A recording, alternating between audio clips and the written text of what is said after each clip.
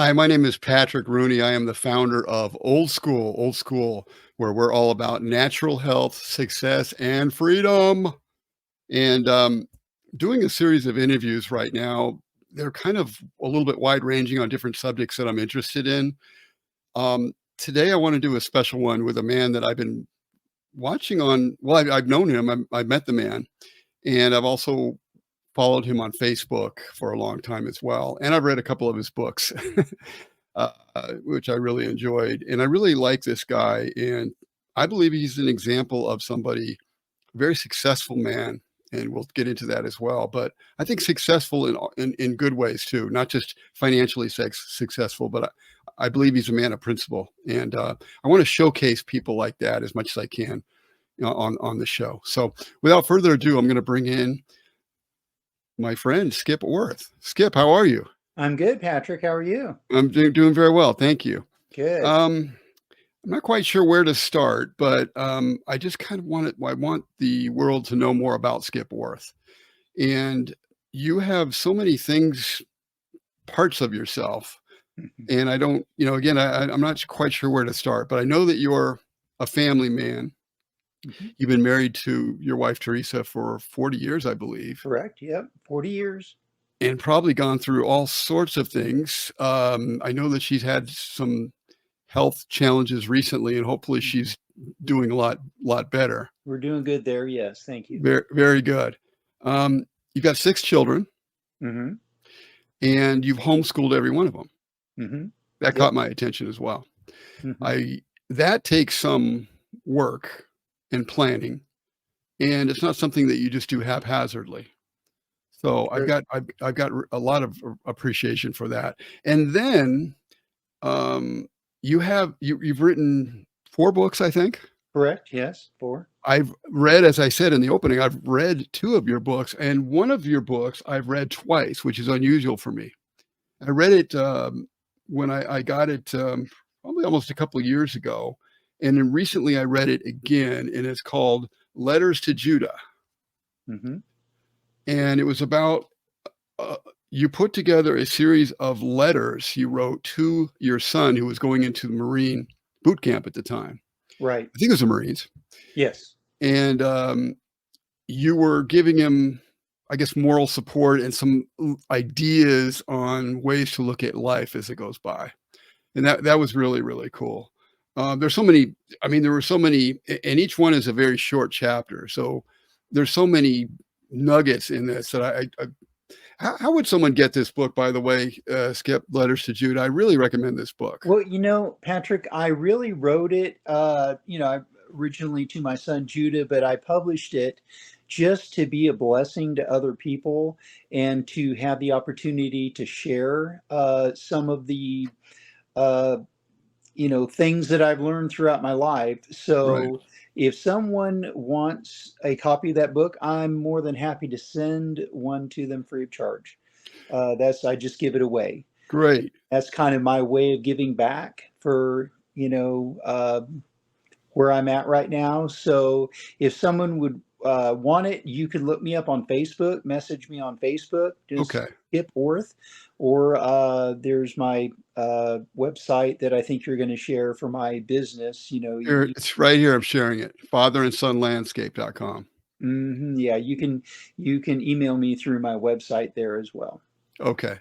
It's excellent. Um, yeah, there's so much to it. And then I just read another book of yours. So many facets to this guy. Mhm. Human trafficking. What I would say about human trafficking. Sorry for the glare here, but in that they can get the same way if they wanted that. Same way. Okay. Yeah, I'm happy to give out those books just as my way of helping people. Yes, excellent. And you do, again, your landscaping, company. I was looking at your website here, and it was so interesting because is the picture I see on the landscape cover, is that your place? You showed one recently on Facebook. Yeah, that's my yard. Is it? Yeah, it's You look yeah, several years ago, but it's yeah, it's my here it yard. is here. Yeah. It's Yep. it's immaculate, Skip. And, you also do have offer a free book on lawn care. It's kind of unusual because you have your father and son landscaping business, but you also tell people, which is, I think, kind of unusual, how they can care for their own yard and offer a free book as well that I'm showing right here on the right here. That's pretty unusual. Well, to be honest with you, we just use it as a promotional tool for a business. Of course. And and Patrick, I just have a passion for helping people with their lawns, whether it's, helping them care for their lawns themselves, or whether it's working with them, through our business to help them have a healthy lawn. Either way, this is just one of my passions.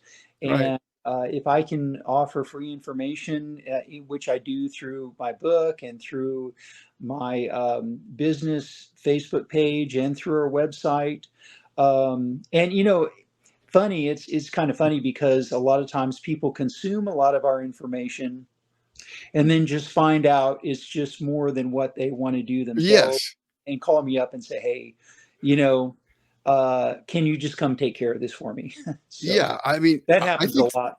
I think that's a wonderful way to do business personally, and it's also effective business. I mean, Mhm, I'm looking at I do, video editing, as you can imagine, along with what I'm doing here, and, I'm looking at a guy's information right now, and he's on YouTube, and he gives out a lot of free information. mhm, And now I clicked, and now I get his email too. mhm. So, I'm kinda consuming his email, but you get to that point with somebody where you might wanna go further, and that's when you might wanna buy something from them that instead of just going from a free to a buy. But to me, I'm more likely to buy something from somebody that I've actually have some trust in. I can see they've shown me what they can do. They've offered value into my life already, and now I'm ready for maybe more, and I take the next step with them. Exactly. That's ideally the way business should work. Yes, yes, it is, and unfortunately, it doesn't, too much anymore. Mhm. Um, the, um Speaking of which, I mean, there's so much I wanna talk to you about. It all came in at once. Um, let's go with, we talked about your lawns. Oh, how did you get involved with how did you get I know the lawn business is something that you started with your son, Buddy, right? And he's still involved with the business? Absolutely, yeah. He's been with me ever since he started with me when he was 13 years old. Hmm, Now he did take a 6-year break when he went into the army, but okay. after he got out of the army, he came back to work with me and has been working with me ever since. And how did you get interested in this to start with? Well, I got interested in the industry through my father-in-law.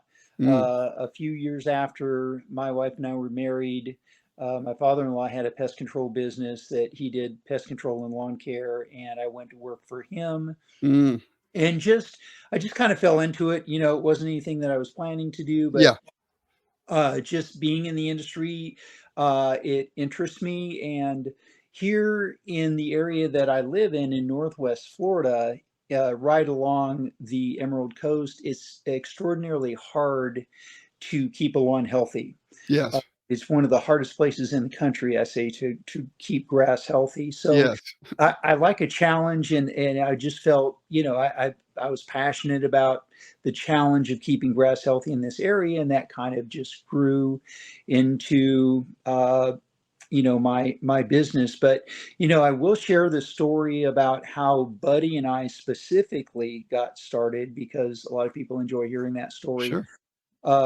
As you had mentioned, we homeschooled our kids, and when Buddy was 13 years old, he's always been a real bright person. If you can explain a concept to him, he can pick it up right away and Mhm. understand it. However, he struggled with ADD, Mm, and to sit down at a table and do seat work and worksheets and things like that just was beyond him. He yes, just couldn't do it. yes, Uh, and my wife and I were, or he and my wife were just, at wit's end with one another. They were not, was not going well. So I was at a place in my life where I had the time, and I said, let's do this. let's start a father and son lawn care business, and we'll use the business as the classroom, and I will teach you as we go through our business day every day. Yeah. And that's exactly what we did. We listened to audiobooks while we drove around in the Mm, truck. We looked at the newspaper every day for current events, political, geopolitical stuff. We used the checkbook for math.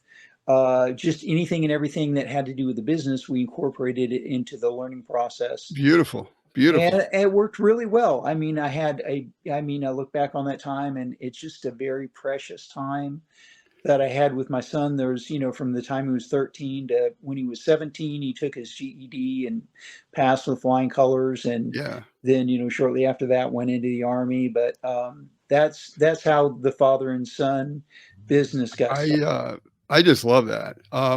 You There's a couple things that just jump out at me from that. I think of, first of all, the idea of work.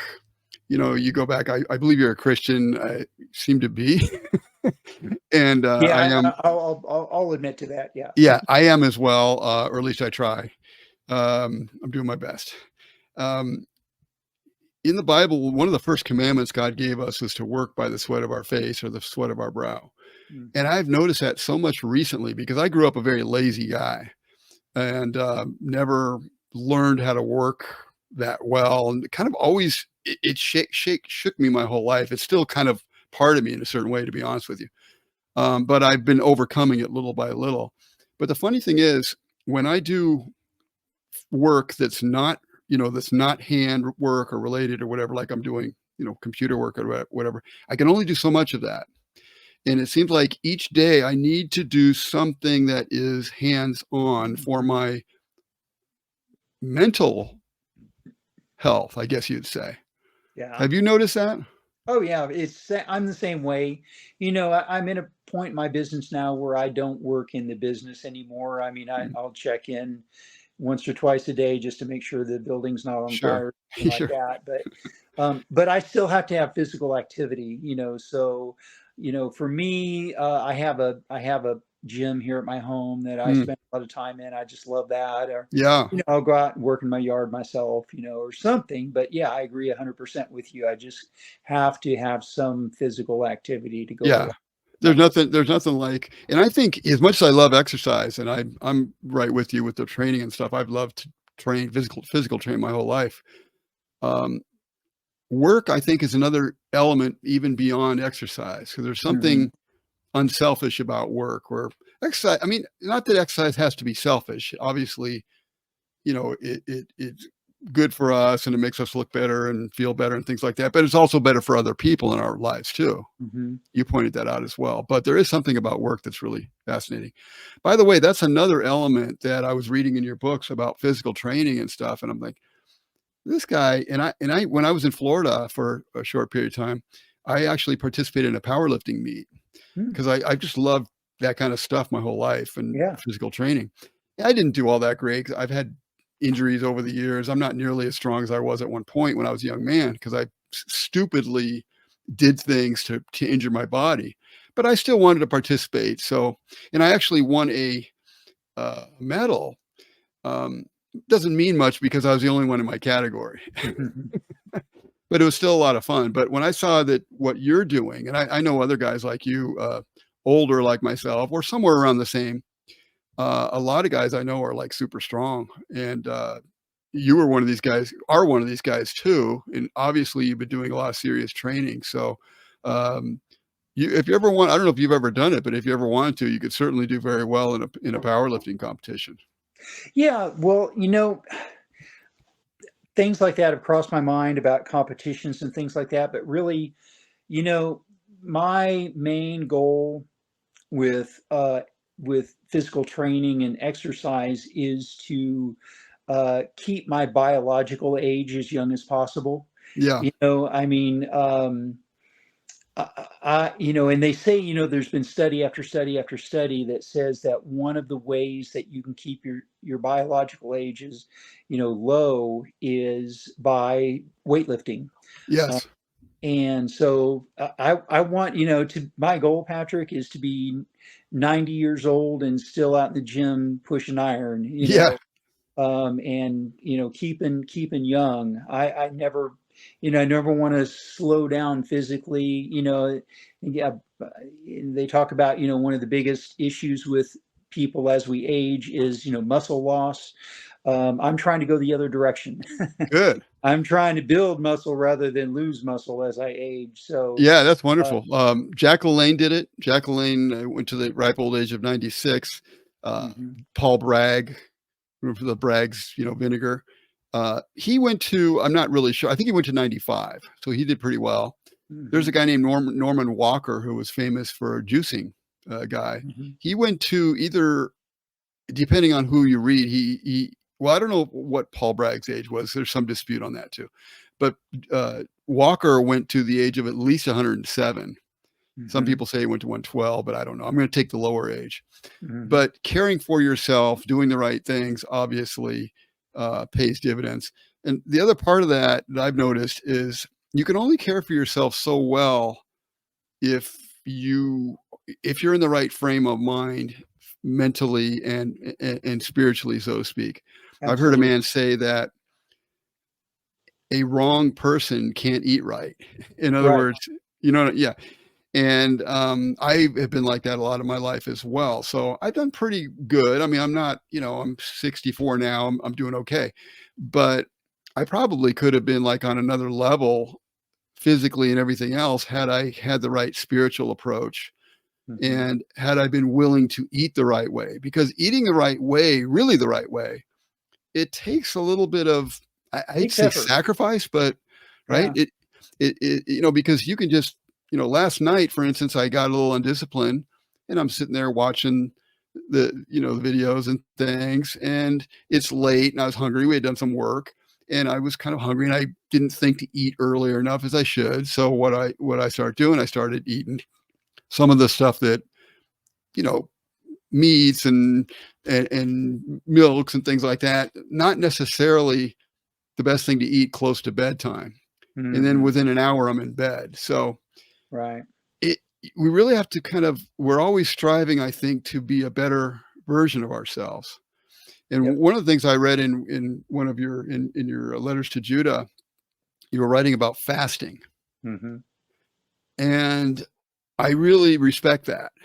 And it said that you have done, I think, up to, I don't know how long, maybe, several days at a time, maybe. Do you still do fasting? I'm assuming that you keep that up. You know, I don't do it like I used to. What back there was a season of my life where I would fast, do fasting 2-3 weeks at a time, Hmm. um, 2 or and 3 weeks. Wow. 2 or 3 weeks. Yeah, and that was what I would do. It would be 2 or 3 weeks of strictly liquids, and usually by the end of the first week, I went from like any kind of liquids with any kind of nutrition to just water. Hmm. So I haven't done that in a long time, but there will be times intermittent fasting. Yes. Is one thing that I still think is a great tool to use. Yes. Did did Um, did you ever get to a point, you probably did if you're fasting that long. I don't think I fasted more than about 3 days at a 2, 3 days. I don't know if I went 3 days, to be honest. mhm, Maybe I know I've done a couple at a time for sure, several mhm. times, but is there a point where you felt like you got past the need for food as a comfort? Yeah, yeah, definitely. I mean, the first 2 or 3 days, maybe four, are the hardest, Mm. and then after that, it just becomes, like no big deal. Yeah, I mean, it's not, it doesn't, it's still hard. It right. still takes effort, but after about the third or fourth day, it gets easier. And then actually, what your body does is, after, somewhere around week one, between week one and week two, uh, you just feel a burst of energy. Uh, Oh, and your body goes into this kind of like it says, okay, well, I guess I'm not going to get any nutrition, so I'm yeah. going to start breaking down everything that's all of the excess energy, fat, whatever that's there, and start releasing it so that we can we can do whatever we need to do to get nutrition, but you're controlling that. But That's yeah, and during that time I had a business and I was doing carpet cleaning. So, and oh that's boy, not physical. I mean, that's a pretty I've physical done activity. some of that. So I was doing carpet cleaning Yeah, during that's physical. that whole time, moving furniture and stuff. And people, you don't realize how much you can do until you actually push yourself. Yeah. People say, well, I couldn't, I can. Yes, you could. If you push yourself, you could do that. Your body and your mind and your spirit have a whole lot more ability than you give yourself credit for. Isn't that interesting that we're eating and you could skip a meal, let's say, and feel a little weak, Hmm. and your mind will tell you that's it. You better eat quick, or you're just going to fall, maybe die. Whatever. I mean, Right. maybe not die, but at least have no energy to carry out your daily chores. But Right. it's interesting what our body has inside of it that is beyond. And even said something in the Bible I was reading the other day. It said something about when you want energy, don't look for your food. I don't remember the exact quote, but Hmm. it's not in the food, it's in the spirit. Hmm. And there's so much we don't know. It's just there's so much, and I like the fact that you've gone far enough into something to see what it's made of. You know what I mean? If you've tested something 2 weeks or 3 weeks, you can see what the body reminds me of. I was watching a documentary the other day about these 2 brothers that fasted, and they went through like a heavy duty water fast for a long time. Hmm. And one of the brothers got to a point where he just started freaking out. He was like laying on the grass, and I don't mean that he was physically, coughing up blood or something, but he was having some emotional disturbance, and Hmm. he actually had gone back to places in his life that were traumatic, and he was essentially kind of reliving them. I guess he had pushed them down through food. Food is such a drug, Hmm. and that once that drug was removed, he the trauma was right in front of him, and he was Hmm. reliving it. It was really fascinating. Yeah, that sounds fascinating. Yeah. um, Entrepreneurism. Hmm. You are, and I've always kind of been like a would-be entrepreneur. I've never been like a really great successful entrepreneur or anything. I'm not going to kid anybody here. I've had businesses here and there, but nothing I really delved into seriously. I've kind of gotten into a point in my life where I just would love to get something going and really make something of it. Just do it right. It's not Hmm. about necessarily, I mean, the money of course matters, but just doing something well and then building on it. And so I've been doing a lot of that lately, just paying attention to things and just kind of piece by piece, just doing things for the sheer enjoyment of it. I Hmm. mean, um, God is the creator of the universe, right? Hmm. He called the creator, and I never used to think of him this way, but I always thought of like, oh, we need to do the will of God, and that always scared me. Like, what is the will of God? That means it must mean something I don't really want to do. um, Hmm. but I see it a little different now that God is the creator, and I think we naturally have some of that creator in us because we have some of Him in us. So Absolutely. where did you get interested in entrepreneurism? I mean, did it start with the father and son business? Was Mhm. there an interest before that? Where did it go? It's funny that you asked that because now that I look back on my life, even as a child, I see that I was always had kind of I was always an entrepreneur.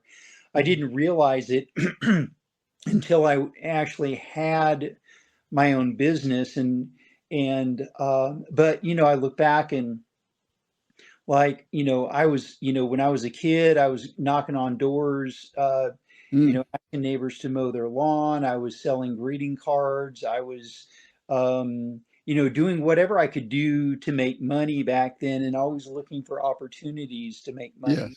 Yes. I had a, paper route, I don't, you probably remember back in the day when, you were 12, 13 year old kid could get a paper route, Yes. when I was, and I can't imagine kids doing this at this day and age, but when I was in sixth grade, I would get up at 3 in the morning, Whew. go down, get a stack of papers, walk up and down the block, to about 50 different houses and deliver papers, go back home, sleep for a couple hours, and then get up and go to school again. Really? Yeah.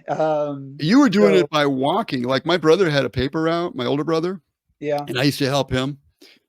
We had three. I lived in the San Fernando Valley. That's where I grew up in California, Southern Cal, Hmm. near Los Angeles. We had three daily papers in that area, in the Wow. LA area. Yeah, we had the LA Times, the Herald Examiner, and they call it the Valley News and Green Sheet, which was Wow. kind of specific to our area. And he used to do, I think, the Valley News and Green Sheet and the Herald Examiner, both of those. But he used a bike with like a couple of like a bag on each side, Hmm. sacks. But I don't.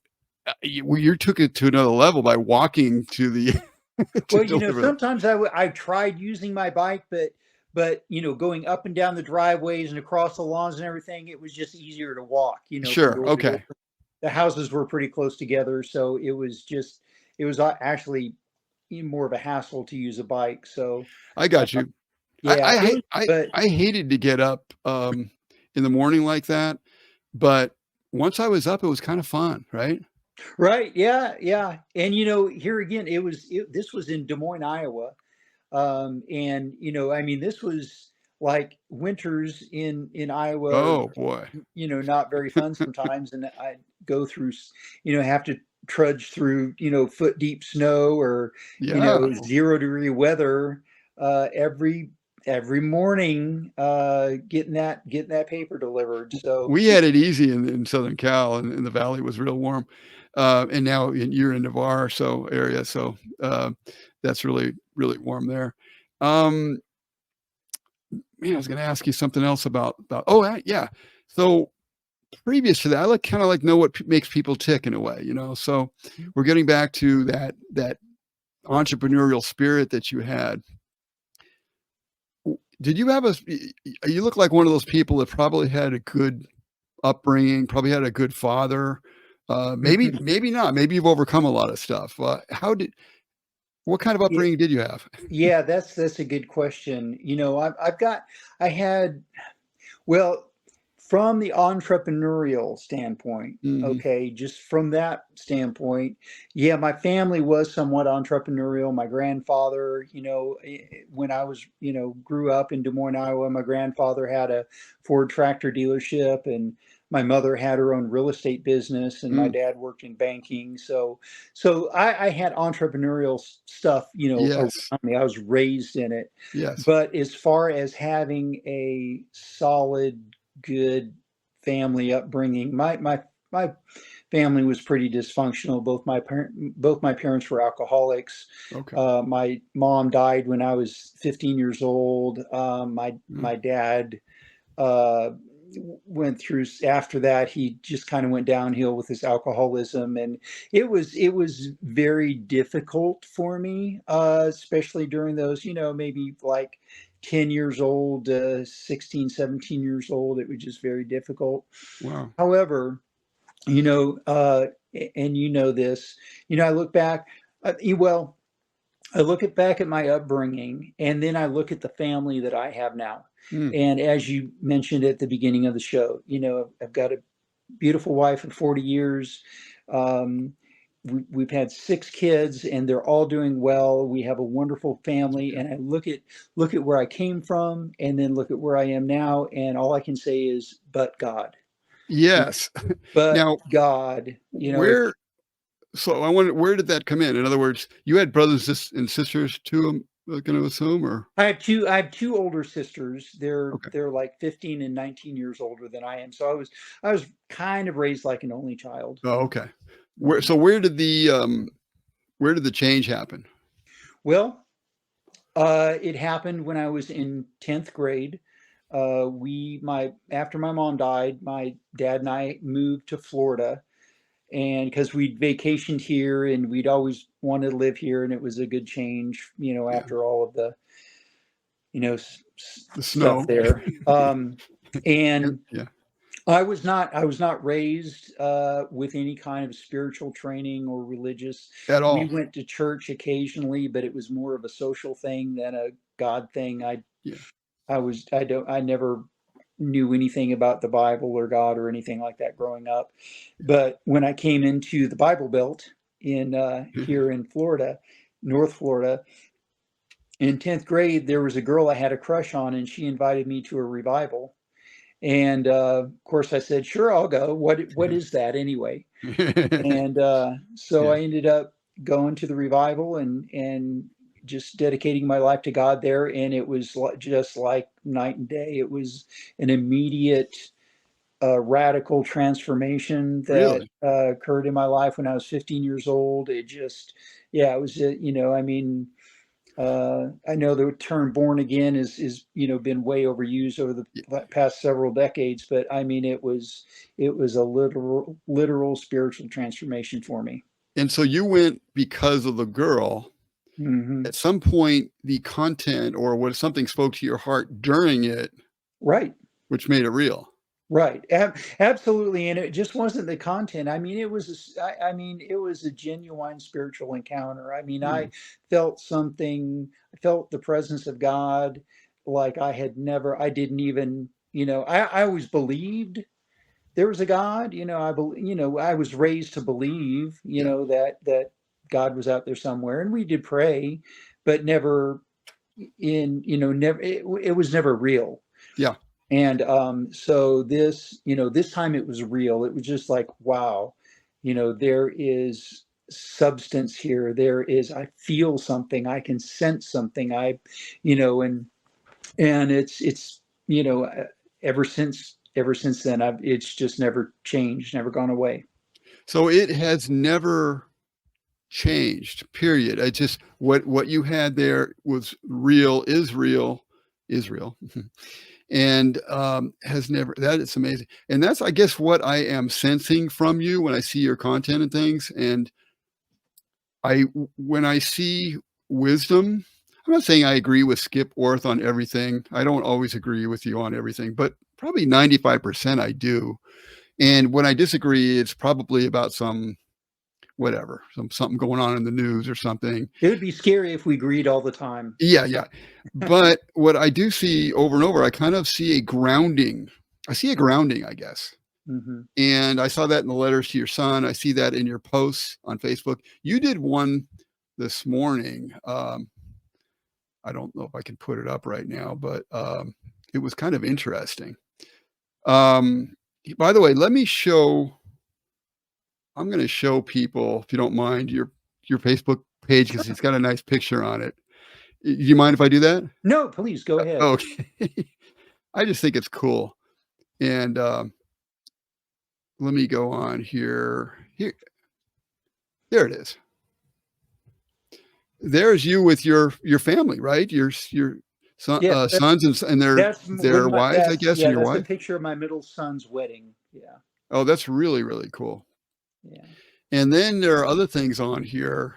You've written, you wrote one recently that I thought was so good um, about Facebook, and I Oh, think yeah, this is that was this interesting. morning. Hmm.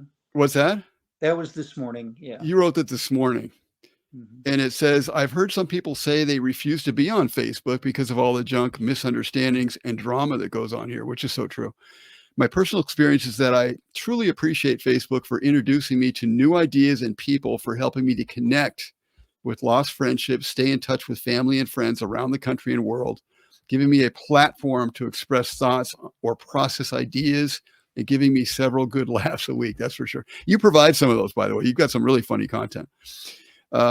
However, I never use Facebook to resolve interpersonal conflict, express negative feelings toward anyone, down an individual, whether small or great, get into an argument, call people names whose opinions and posts I disagree with, talk about my bodily functions, or use language that I know will offend anyone. To me, Facebook is a very positive place to be. Skip, that says a lot about, and I believe every word of that. I'm looking at that saying, wow, I learn from people sometimes. And I say, I can't say the same thing that I'm pretty good now. I think I've kind of evolved. But I used to be kind of willing to put things on that maybe made fun of a political figure or something like that, or put them in a bad light. But I really kind of come to a place in my life where I'm political. I'm a very political person, but Mhm. it's not the most important thing, I guess I'd say, in my life. And I've realized at a certain point that just, we have these tribes in America, probably around the Mhm. world, but we have these tribes and talk Right. about this a lot, I guess. But the whole internet is kind of set up, or the whole media system is set up to a pit tribe against tribe, right? Right. Oh, yeah. And not only to disagree, because we're going to disagree, but to disagree and disparage the person. Even Biden. I mean, I don't, and I participate in some of this myself. I'm not going to say I haven't, but more and more, I don't really do that much. First of all, I kind of almost feel for the guy. He's just an old man who's losing his faculties. Yes, I see a lot of evil in the man, personally, but overall, he's been used. He's a puppet, and he's been used by other people. And there's no reason for me to go after him or go after Kamala Harris or somebody like that and call her names. There's a lot of people that just call the names and this and that. Calling names might make you feel good, but does it really move the ball? Um, Even in politics. I mean, I've been involved in politics. You have been to some extent. Um, it doesn't really move the ball. And if we want, it's a game of addition. To me, politics is a game of addition. You should be trying to add one, add one, add one. You shouldn't Yeah. be minusing and minusing and look for the people that you want to knock out. I just find it to be kind of repulsive. I know you do too, but did you want to say anything about that? Well, the only thing I would add to that, and you mentioned it earlier, as a believer, and I don't know how many, people listen to you that are not, but my Yeah, a own lot. personal convictions as a believer, I feel like, and let me just say up front that I believe we should be involved in politics. I believe that we should allow our voices to be heard. I believe that we should have an influence, absolutely, as Christian believers. However, so many times it appears to me that as Christian believers, the rules that normally apply to us, we set aside when it comes Mm, to politics. yeah. That there's in Romans it talks about how no authority has been placed over us that God has not allowed to be placed there, and we Yes. respect and honor the authorities, whether and there's no caveat there whether we agree with them or Right. not. Right. We. So Yeah. I was going to say there's an old saying, we get the government we deserve. And I think mhm. we do generally. Right, yeah, I think there's truth to that. And I think that we get also, there's an old saying that nature hates a vacuum. Hmm. And when we are not involved, somebody will be involved. Right. And usually it's people that don't agree. Um, it's funny. I don't know if I should say this or not, but I'll just say it. I mean, you were involved in politics, running for an office while I was down in Florida there, and I remember being at a meeting, and I remember questioning you at the meeting, and I kind of regret some of the stuff that I said, because not that it's good to question and all that, but it's so easy, because I remember the meeting that we were at. It's kind of easy to take a kind of a position that's more, I hate to say extreme. I'm not saying people are taking necessarily extreme positions, but like saying, okay, well, when you get in, are you going to do this right away? And I remember one of the guys was asking you that. And then I was Mhm. asking that a little bit too. Are you going to do this? Or and kind of like putting you on the spot. And I really kind of regret that in a way, because I I would be happy to vote for Skip Orth for whatever you're running for, because I see the man, I see the character, and character to me, and I think to you, is number one anyway. It should be number one. God Mm, sees it that way. And I believe, I don't know exactly if you were in how you would govern, but I believe you would govern and learn whatever mistakes you may have made, you'd learn from them. mhm. And govern in a way to be something that we could trust. So anyway, I apologize for some of that. Again, I don't think I necessarily said anything wrong, but maybe just the spirit of listening maybe was a little bit lacking in me. I I remember having interaction with you, but I don't remember anything specific. So there was never any offense taken if you thought there was. So Yeah, no well, worries there. I'm glad to hear that. So I hope you do get involved in the future if that's the right thing for you, um, and build a great team, people that you can trust and really work with, and because we have a lot of work to do. What Mhm. I know another thing that you are really passionate about, and I mentioned it originally, was human trafficking. Now you've started Set Free Refuge, Mhm. and I want people to see that as well. But here it is. So Set Free Refuge. It looks like something that you is this something that you recently started, Skip? We started that 4 years ago, almost exactly 4 years ago. And I've been involved with the human trafficking cause for probably about 12 years now. And Yes. it was always in my heart to be able to do something, start an organization to help the cause. If when I had the ability, and about 4 years ago, my business had grown to the point to where I did have some resources that I could use for that. So we launched Set Free Refuge, and we've gone through some different transitions and with that. So basically, where we stand right now is that what Set Free Refuge does is we provide funding for women who have been sexually traumatized, either through sexual assault, human trafficking, exploitation. We provide funding for them to receive mental health therapy Mm. for the trauma that they've received. And we partner with trauma therapists. And if a woman doesn't have insurance, or she doesn't have the financial ability to receive therapy, then we help provide that for her. That's really cool. I think one thing I noted about you is that there's a crossing point, I think, for human beings, going from a selfish type of person who just wants to eat, drink, and be merry, basically, to somebody who's outwardly looking at other people. Did that happen for you in the change that you experienced when you went to the what did you call the revival? I guess you called the did that happen there? Was it just something that just changed, and then you became a outwardly looking person after that, who looked at for others and their well being? Yeah, that's a good question. Well, I wouldn't say that, that I would say that it's been an evolution for me. Mm, I mean, we all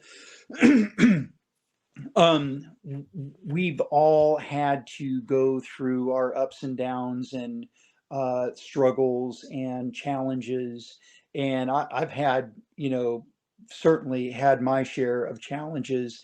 But I think where the evolution has taken place in my life is that the challenges that I have gone through have created in me, and maybe an empathy mm. for other people who are facing similar things. Yes. And now that I'm on the other side of those challenges, and I have resources that have that I have resources now, I look for opportunities to help people that maybe are experiencing some of the same things that I have in the past experienced, and now I can be a resource for them.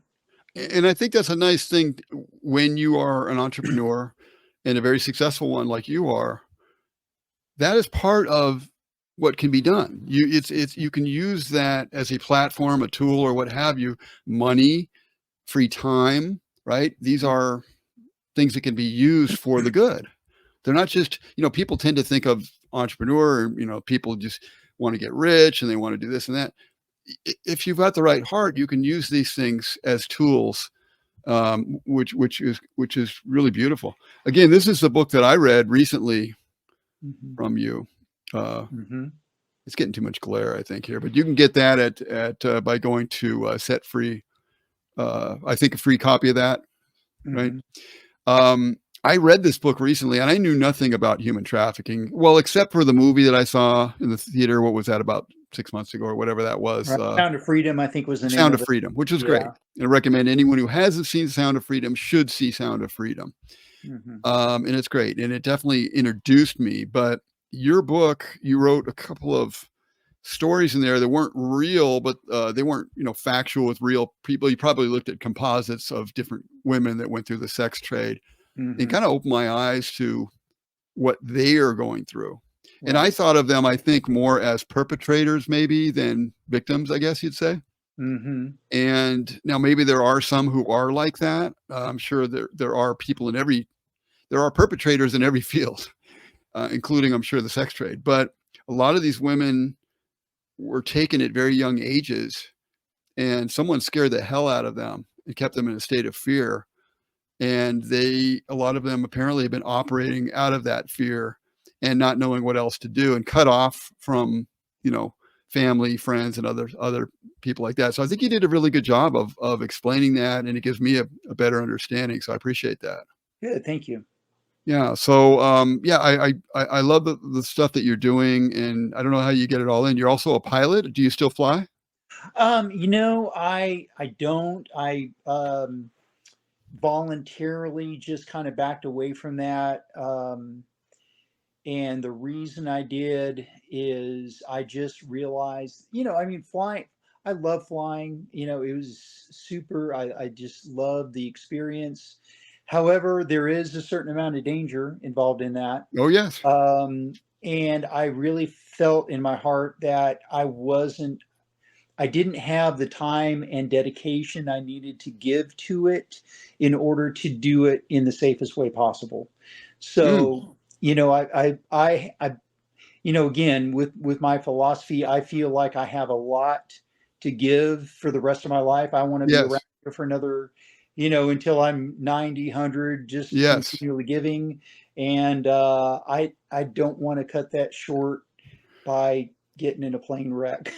Well, I think you're saying priorities, and because you don't have, it's not a huge priority for you, and you don't have the time to properly train, do the hours, whatever it takes to kind of feel like you are doing it the right way.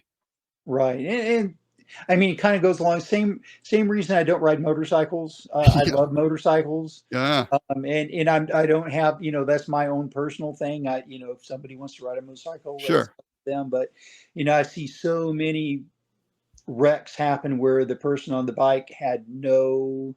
I mean, it wasn't their fault. There's no way they could avoid it. And I'm thinking, although however much I love being on a motorcycle, I just don't want to put myself in that position. So, I remember buying a off-road motorcycle when I was fairly young, and taking it one day. It wasn't real powerful, but I took it on the freeway one day. mm. Wasn't real smart back then. Um, it really scared me because when you're out there on that road, and a lot of these roads are not well maintained and they have grooves and things. So Hmm. even if someone didn't, and people always drive, crazy, and they jump in front of you, can easily get, no matter what you do, as you said. But even that, you could get, even if nothing happens and you just kind of get stuck in a groove or something. Right. it- I would never do it. I sold it. Luckily, for me, the motorcycle was a mess, and it leaked oil, and it never really worked right. So I got rid of it. But I'm glad I never took it any further than Hmm. that. Yeah. You're also what's called, and maybe this is part of your work with the human trafficking, or maybe it's not. You're what's called a guardian ad litem. Am I Am I saying that the right way? Yeah. So what a guardian ad litem is it's a volunteer position. In some states they call them CASA workers, CASA. Mm, And basically what I do as a volunteer is I work with kids in the foster care system to advocate for them in, in the court system, basically. okay. That's great. I Yeah. really like this stuff, and it makes me think when I see other people doing certain things, it's a that are good, that are for the benefit of other people. I pay attention. And I'm not surprised to find out about your experience, your spiritual experience, because something has to move somebody beyond our human, whatever it is that Right. it's all about us kind of thing. Right. Yeah. Before we get off, I wanted to, there was something else on Facebook that I thought was fascinating. I just wanted to, it was another one of your posts, actually.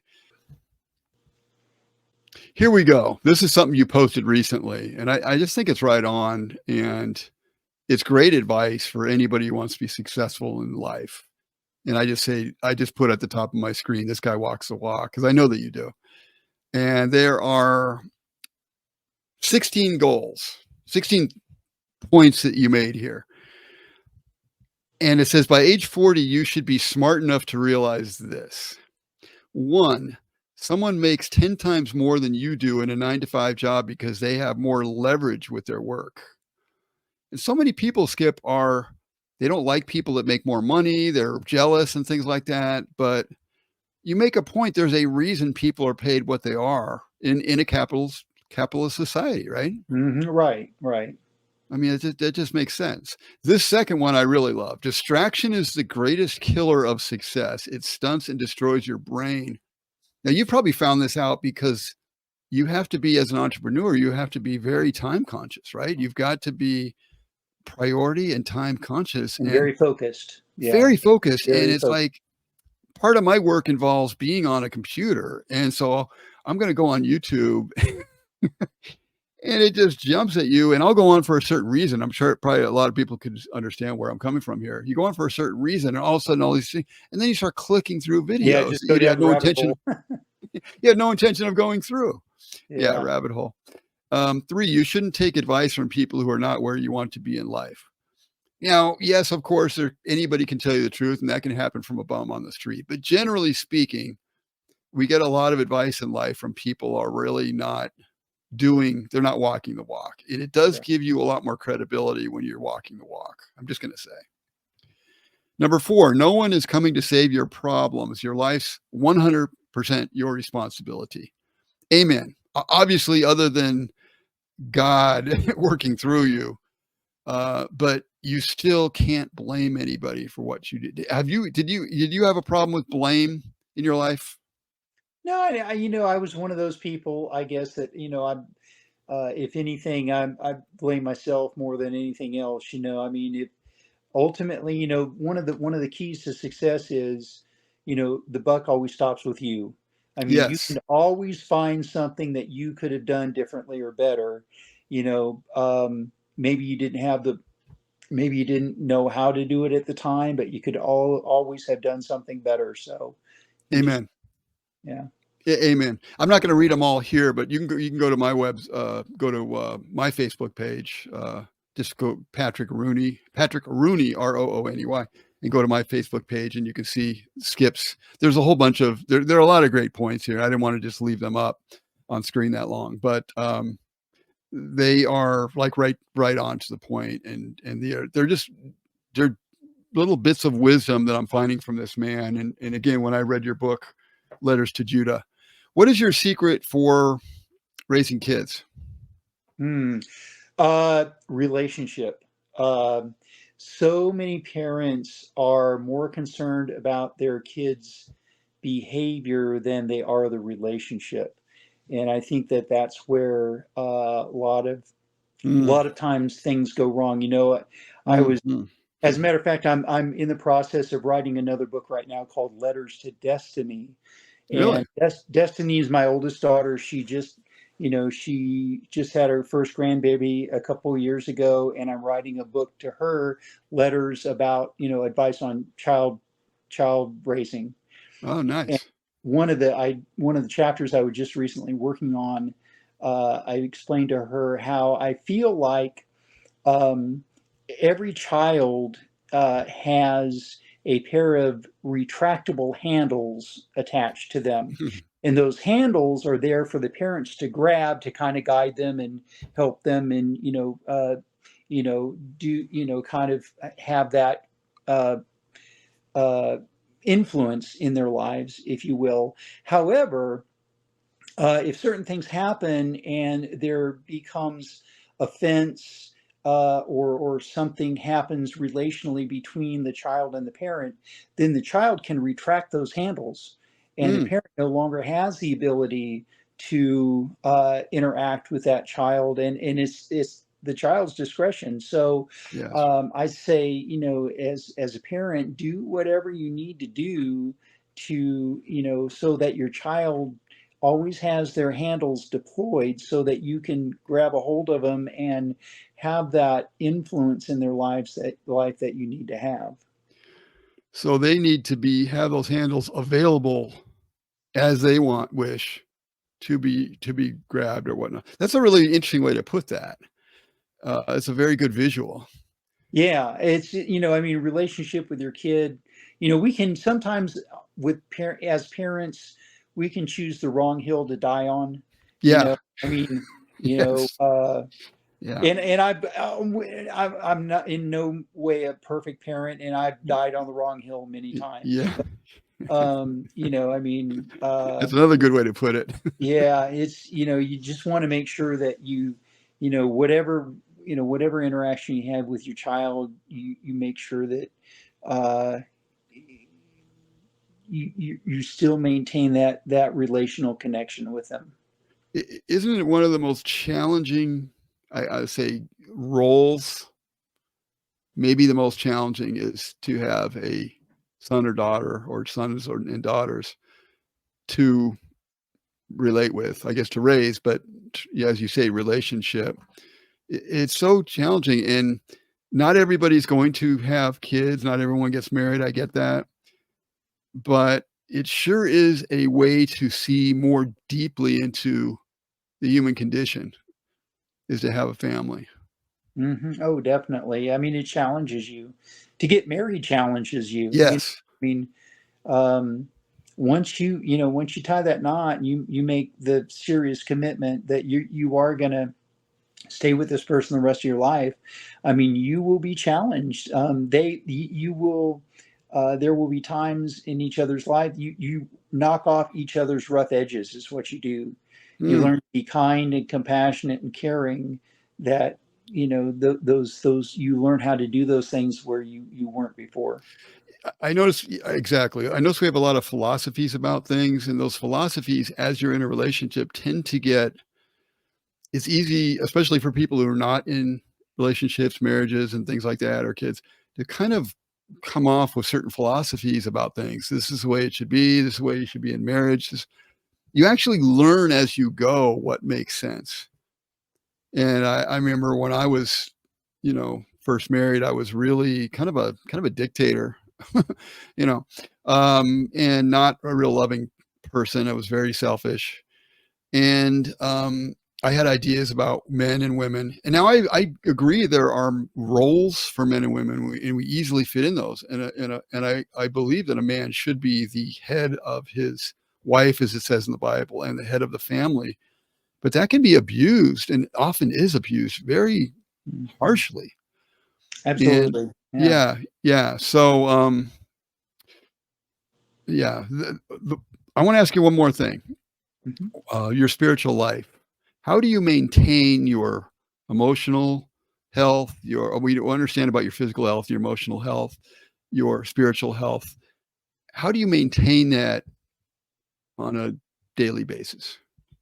Yeah, that's a good question. I mean, I every morning I have like a meditation time Mm, where I just, my biological clock is set up to get up real early in the morning when it's still dark and yeah. quiet.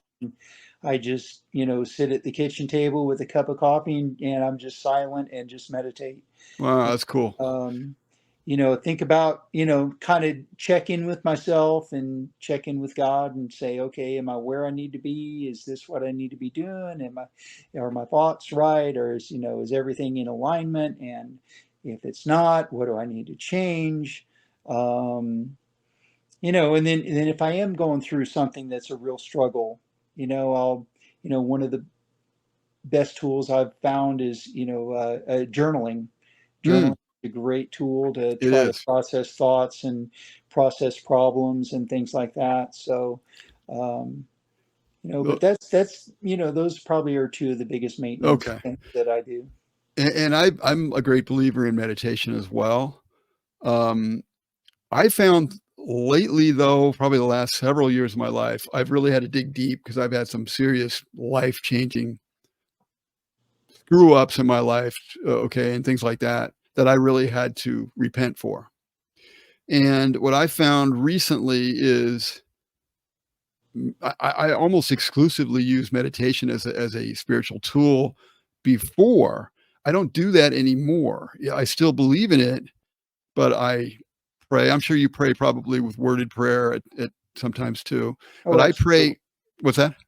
I said absolutely, and Yeah. and I use the term prayer and meditation kind of interchangeably. Okay, okay. Yeah. And I will be silent a lot, but sometimes I will pray too, and I find myself praying more. I find myself being a little more consistent in reading the Bible, and not just the Bible, but other spiritual books, but primarily the Bible. Hmm.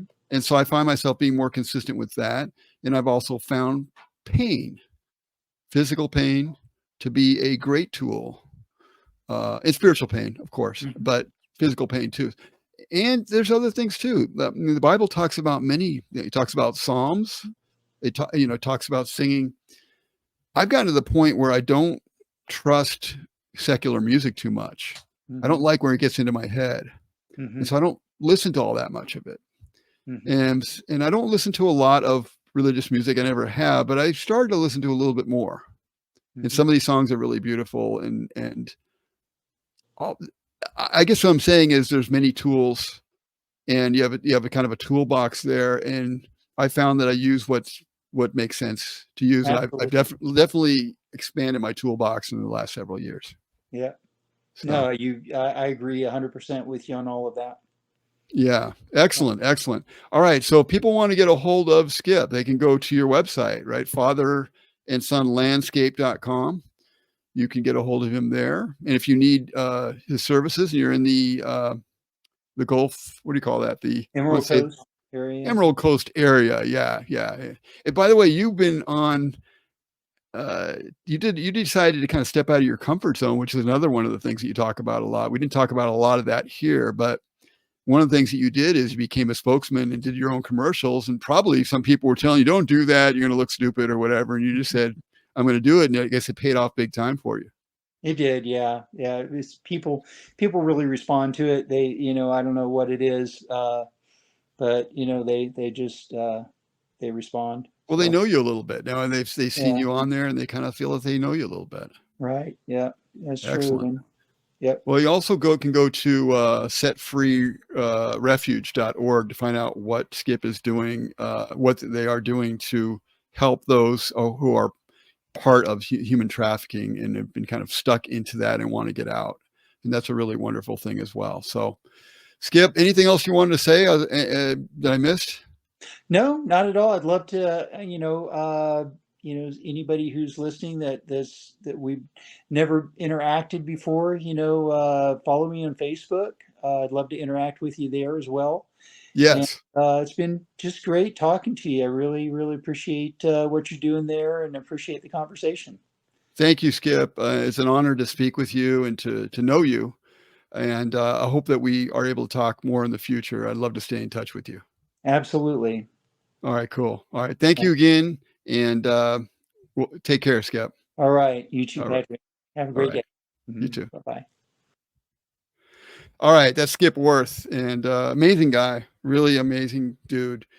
I consider Skip he is a successful man. I consider him successful in the right ways across the board, financially, but much more than financially. He has his head on straight. Uh, he's a man who believes in God and follows God, and a family man, and now he's stepped out into other realms of really doing something in this world. And he's a man that shows the fruit on the tree. I think I look at that a lot.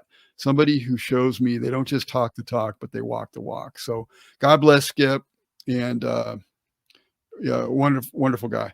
All right. So if you want to get a hold of me, you can go to oldschoolus.com, and natural health. We've been doing that for a long time. Natural, simple health, success, like the show we're doing today, success. We don't talk about that enough, but I want to do more and more showing people who are out there being really successful in all the good ways. So, success and freedom, of course. Freedom is crucial in today's world.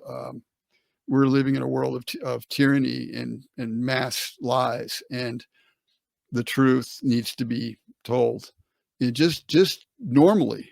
We don't have to be crazy about it. Just speak it out of what you know, and it's very, very powerful. If you want to get in touch with me, go to info@oldschoolus.com, info@oldschoolus.com. All right, guys. Um, we will see you on the next. If there's any ideas that you might have for a show or anything like that, somebody you want me to interview, whatnot, topic, let me know. And we will see you again next time. We'll see you again on the next show. Take care.